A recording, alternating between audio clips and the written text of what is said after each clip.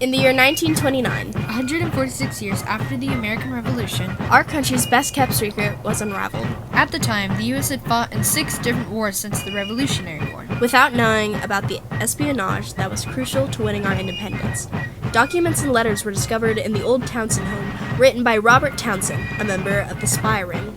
It was found that he was a part of a secret society working against the British during the war. The Culper Ring was a spy intelligence.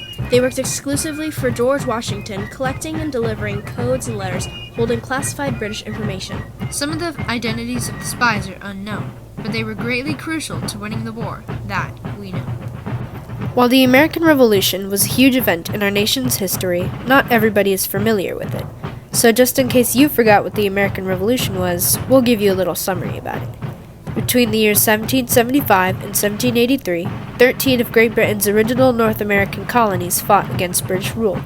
Those 13 colonies consist of the following states: New England, New Hampshire, Massachusetts, Rhode Island, Connecticut, Middle, New York, New Jersey, Pennsylvania, Delaware, and the Southern, Maryland, Virginia, North Carolina, South Carolina, and Georgia.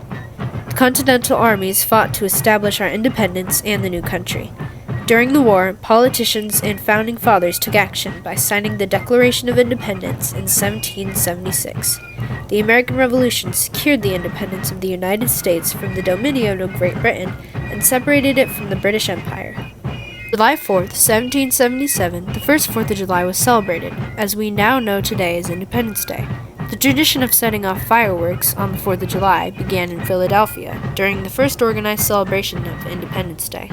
The Culper Ring was the first espionage of America. They were assembled by Major Benjamin Talmadge in 1778 to inform George Washington on British plans, so Washington could arrange more secured methods for combat in the war. The Culper spy ring was so top secret, most of the members didn't know who the other members were. They weren't supposed to know.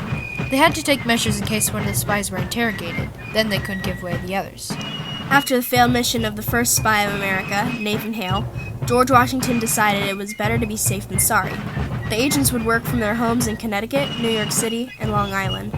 Outside of enemy lines, a member would observe British activities, pass down the intel through other members, and report them to Benjamin Talmadge to give to Washington. The Culper Ring composed of 7 members, 6 men and 1 woman.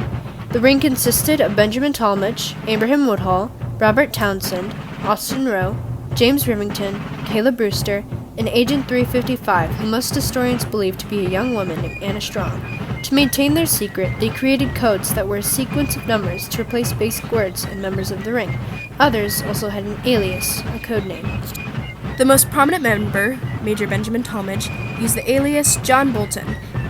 Abraham Woodhull, alias Samuel Culper Sr., and Robert Townsend, alias Samuel Culper Jr. The code numbers were George Washington, 711, Benjamin Talmadge, 721, Abraham Woodhull, 722, Robert Townsend, 723, Austin Roe, 724, Caleb Brewster, 725, James Remington, 726, and Anna Strong, 355.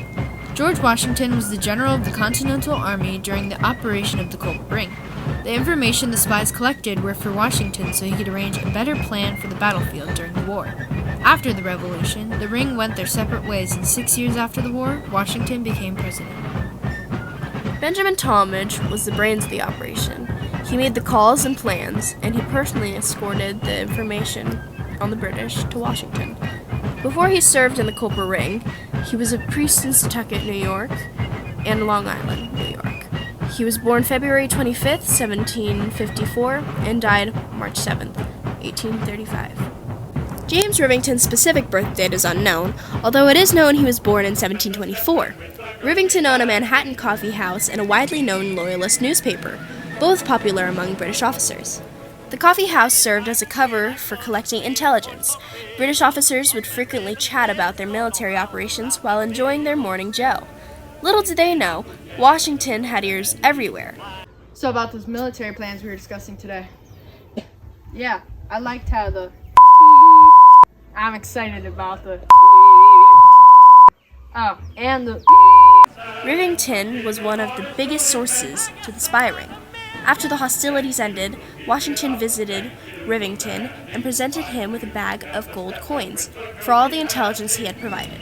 Rivington died in New York, July 4th, 1802, at the age of 78. Robert Townsend, born November 25, 1753, graduated from Yale and was a former captain in the Queens County Militia before being an agent. Townsend was a silent partner in the coffee house owned by James Rivington, who Townsend recruited to the spy ring. Townsend served as a journalist and a reporter and used that cover at social gatherings to gather information about British forces and plans. He died March 7, 1838, at 84, and took his identity to the grave. A tavern and an innkeeper in Setauket, Austin Rowe was the ring's primary courier and occasionally a collector of intelligence. He was born on March 2, 1748, and before becoming a spy, he got married to Catherine Jones, and they had 8 children. He had passed away in 1830 on November 28th. Abraham Woodhull was born October 7, 1750, and died January 23, 1826. Woodhull operated in New York City and Long Island, where he collected intelligence on British military forces. His cousin General Nathaniel Woodhull was caught by the British and murdered. This motivated Abraham to take a stand against the British. Anna Strong was a civilian woman who is believed to be Agent 355, the woman in the ring. Her personal life and date of birth are unknown, and we can't even be sure of her role in the ring. However, her being in the ring and the role she played fits in with the dynamics of their system. Caleb Brewster was born on September 12, 1747, and died February 13, 1827.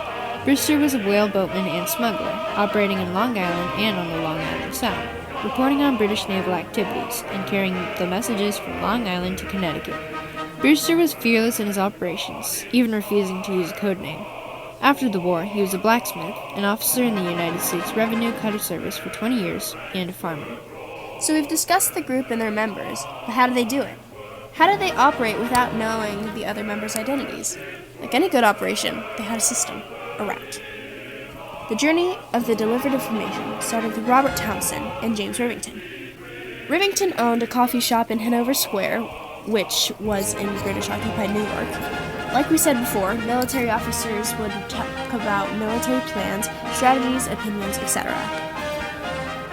What they didn't know was Rivington was reporting their conversations to Robert Townsend. Townsend would dwell in British-occupied New York with the excuse of visiting his sister, Sarah Townsend, who lived in New York City. He would observe British actions and gather information to pass down to Austin Rowe. Rowe would meet Townsend at Townsend's store in Oyster Bay to buy supplies for his tavern in Setauket.